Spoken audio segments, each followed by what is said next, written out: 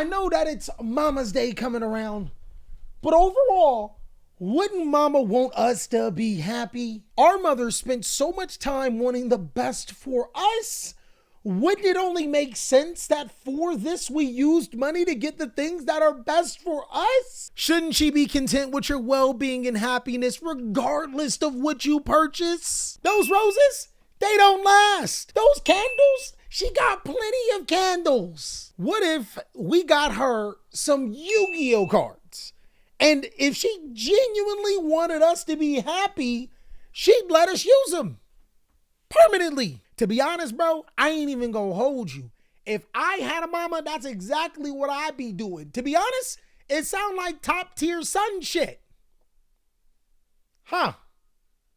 It's probably why I don't have a mother. What's going on with ya, big dog? And it is an amazing day for Yu-Gi-Oh! I hope that your day phenomenal. But if it isn't, don't let what happened at the beginning of your day ruin the rest of your day.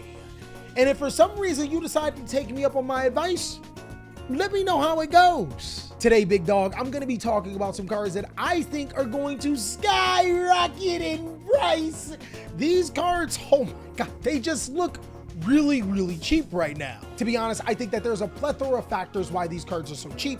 The format 100% has not been solved. The forbidden list is ain't settled in just yet. And on top of that, sometimes we just have to take advantage of the situation if it's really good. But you don't need to take my word for it. It's not like I'm ever right. My guy, remember who told you to buy blazing Cartesian before it skyrocketed in price? Divine Carnate Kirigara? Huh? Remember? You remember when I told you to buy Bestial Lubellion? My guy, these are good times around here. We're right more than we're wrong. But of course, if you want to help your favorite content creator so I can continue to provide you amazing videos on time, you got one to two options. You can consider joining my Patreon as a special thank you for helping me pay my editors. Blessed. Or you can use my TCG Player link down below in the description every time you buy on TCG Player.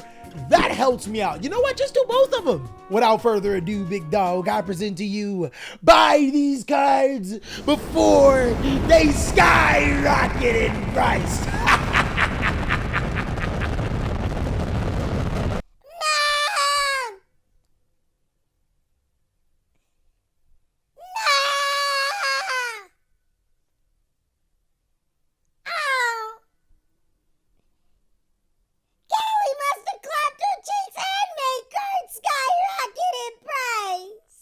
So first, let me hook you up on some cards that I have been looking at.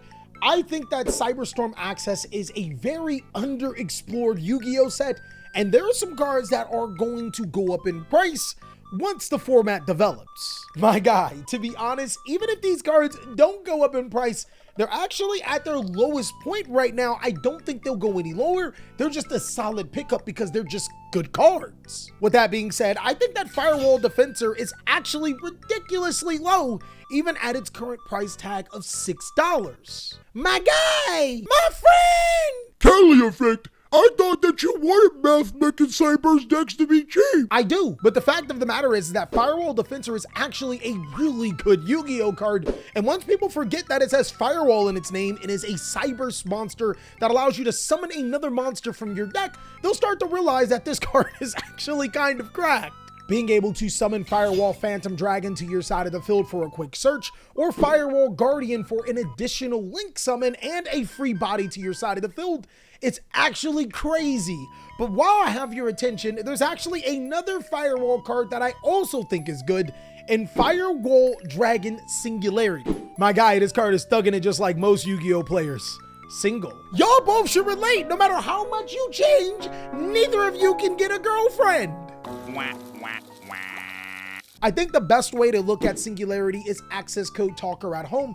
It allows you to be able to bounce your opponent's cards on their field or graveyard up to the number of Ritual, Synchro, Exceed, and Fusion monsters in the graveyard.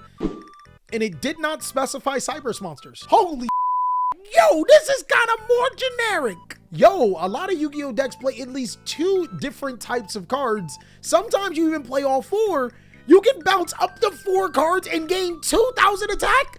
It's stronger than most access code talkers. On top of that, Firewall Singularity has another nifty effect that if a monster that it points to is destroyed by battle or sent to the graveyard, it allows you to special summon a Cyberse monster from your graveyard. Wait. That thing got 3 arrows pointing up. We're getting rid of our opponent's cards and summoning stuff. Holy we can bounce up to 4, and if there's update jammer, we can special summon 2. Yep, this card's more busted. It's busted! Maybe I'm just hyping Firewall Dragon Singularity just a little bit too much. It may not be as powerful as I'm making it out to be, but at $6 for a copy of this card, it almost seems like a no-brainer to pick up. Kind of like how the Manadium cards are cards that I think players should be picking up right now. In specific, I think Peaceful Planet Calarium is a really good card right now. Now, the downside of Peaceful Planet Calarium is that it's pretty much only for the Manadium strategy, so if you have no plans on building the particular deck, then this card and this information is pretty much useless. But if you do plan on playing Manadiums, then right now's the time, guys. The reason why Calarium has dropped so low is because there aren't a lot of players backing up the Manadium hype. Players would rather play Super Heavy Samurai or some other combo deck, but I actually do believe in this strategy, mainly because it took up way too many secret and ultra rare slots. My guy, both Tearlament and Kashtira took up identical slots. And we know how powerful those decks are. There's really not much else to say. On top of that, I can pretty much guarantee that Calarium is at its lowest price point. We're not going to see a reprint of this card until 2024, and if Manadiums do become that top Yu-Gi-Oh deck like Kashtira or Tearlament, we're in trouble. Well, you're in trouble. I already got mine. Me and TJ, we already got ours. Now, if I got to move away from Cyberstorm Access and just talk about some cards that I've been keeping my eye on, a really powerful card that has the potential to take out every top meta deck in Yu-Gi-Oh right now is Deck Lockdown. Deck Lockdown says neither player can add cards from their deck to their hand except by drawing them, and it also says monsters cannot be special summoned from the main deck. The only drawback is that this card is destroyed during the second standby phase of the activation. You think you gonna get that loan to play Yu-Gi-Oh? Yo, I'm clapping you up on the next standby phase. Deck Lockdown is essentially a walking Joel in Lockbird. You already know what it does against some of the top decks in Yu-Gi-Oh like Super Heavy Samurai, but also prevents monsters from being special summoned from the main deck, which is extremely good against the strategy known as Purrely. This card also checks decks like Manadium, Mathmech, Dragons. I mean, literally, it clops up the entire meta. It's really, really good. Deck Lockdown has a common, rare, and 1 ultra rare printing. The ultra rare printings go for about $1 right now, and I think that this card is a really good card to have, if not for now, then for the future, because this will eventually be really good. And while we're at it, I think that there's another spell card that is going to have its comeuppance. I think that Ultimate Slayer is actually decently good right now. My guys, I promise you, this is not copium. This card is actually good. Look, I know that I told you to pick up this card before. I know that it didn't go up. I didn't say I was always right, but we gon' triple down here. This card's gonna be good, I promise you. It's gonna be good. Currently, we're in a heavy negation break my board format, with players summoning monsters like Baron de Fleur and Appaloosa Bowl of the Goddess with ease. Ultimate Slayer is actually a correct counter to those particular strategies and gives you some benefits. Hey yo, send in Trap Brigade Fastfulest 3 gets rid of Appaloosa, and you can send another card like Garua or Elder Entity Intis to draw or destroy another card.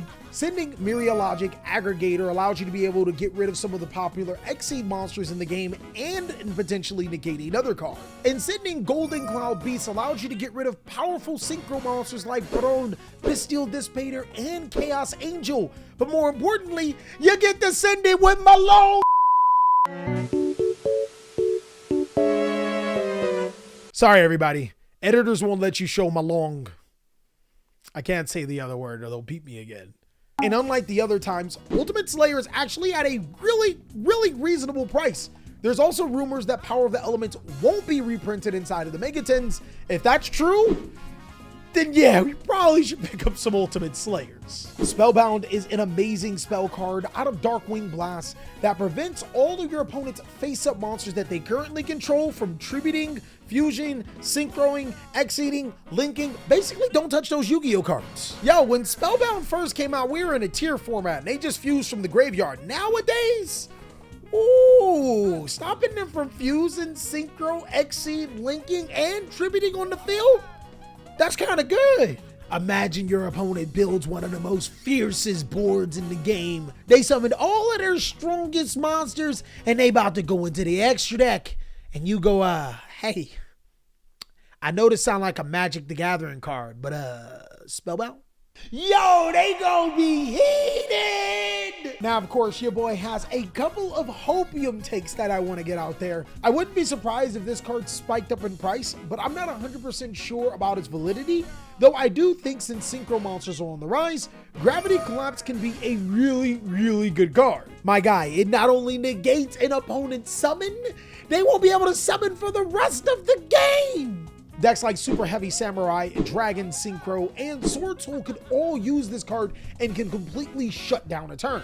I can see this card being even a little bit better than Dimensional Barrier because it just completely prevents your opponent from summoning monsters. All they have to do is commit a summon. Bro, it don't even care about the summon. Normal summon, flip summon, special summon, synchro summon, exceed summon, look summoning. Bro, advanced summoning, it don't matter, the summon is getting negated. Of course, I've always been high on cards from Star Strike Blast. They always seem to be able to make an impression on Yu-Gi-Oh players. But my last hopium take is actually going back to Cyberstorm Access. I think that the Ice Jade monster, that's right, Ice Jade Ron, is actually a really good card. I mean, she a little bit too cute to be named Ron, but it is what it is. Sometimes it be like that. Ice Jade Ron at green is not only huge for the Ice Jade strategy, it's just really good water support, allowing you to be able to summon itself and a token monster to your side of the field.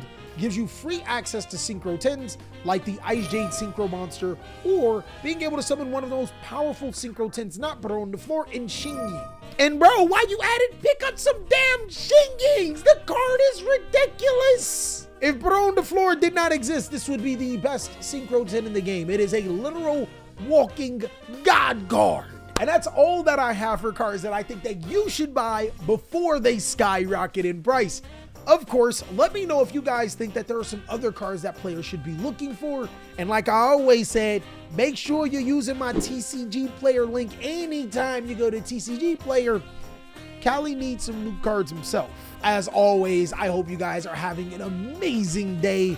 Be sure to check out these other videos for amazing content, and I'll catch you on the next one.